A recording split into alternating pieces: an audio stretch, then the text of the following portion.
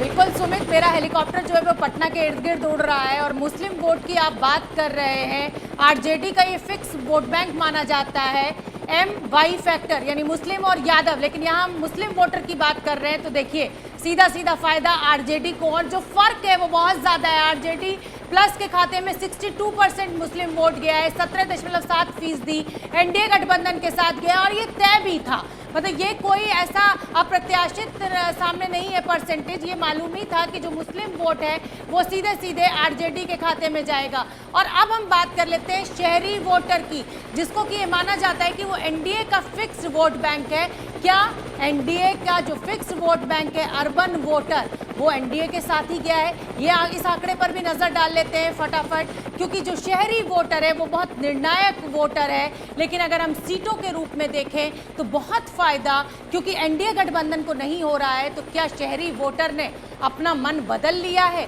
क्या जो शहरी सवर्ण है वो जेडीयू से छिटक कर आरजेडी के साथ चले गए? आंकड़े का इंतजार, आंकड़ा हमारे पास आएगा, थोड़ा सा विलंब हो रहा है सुमित, हम अगले सेगमेंट में दिखाएंगे। फिलहाल जो मुस्लिम वोट है उसका सीधा सीधा जो ट्रांसफर है वो आरजेडी को हुआ है। बिल्कुल, और मुस्लिम वोट मोटे तौर पर आरजेडी के साथ माना जा रहा था, कांग्रेस के साथ माना जा रहा था। माधव जी, मैं आपसे एक बात आपको बताना चाहूंगा सुमित जी कि ये जो आपने भीड़ देखी और जो वोटिंग का पैटर्न भी देखा, इस बार कास्ट जो है वो धीरे धीरे वो क्लास में बदल गया। और सच्चाई ये है कि वो जो पहले जो जाति जो शुरू से करते आ रहे थे लोग, वो अब समुदाय बन के, वो एक वर्ग बन के उन लोगों ने मिलके वोट किया। क्योंकि अगर सभा में जाके अगर आप देखिएगा, जैसे आपने कहा तेजस्वी जी की रैली में या फिर राहुल जी की रैली में आप गिनिएगा तो यादव भी मिलेंगे आपको, तो ब्राह्मण भी मिलेंगे, मुस्लिम भी मिलेंगे, तो क्षत्रिय भी मिलेंगे। तो उससे ऊपर उठ चुका है बिहार, अब फिर वहाँ उतनी गहराई में नहीं गया है, जो सच्चाई है।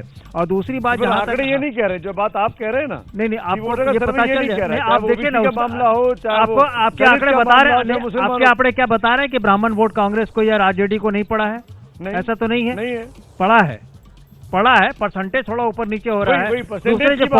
दूसरे जैसे फॉरवर्ड की बात जैसे हमारे भाई ने कही, ऐसा तो कभी नहीं रहा पटेल साहब, ऐसा कभी रहा। जिस तरह से आप लोगों ने कहा, जिस तरह से आप लोगों ने एनालिसिस कर दिया, सिर्फ एमवाई समीकरण की बात करें तो मैं मानता हूं कि सभी समाज के, सभी वर्ग के लोगों के, सभी जाति के लोगों का एनडीए के पास समर्थन है। मैं इस बात को पूरी तरह से जो है 2 दिन और कह लीजिए।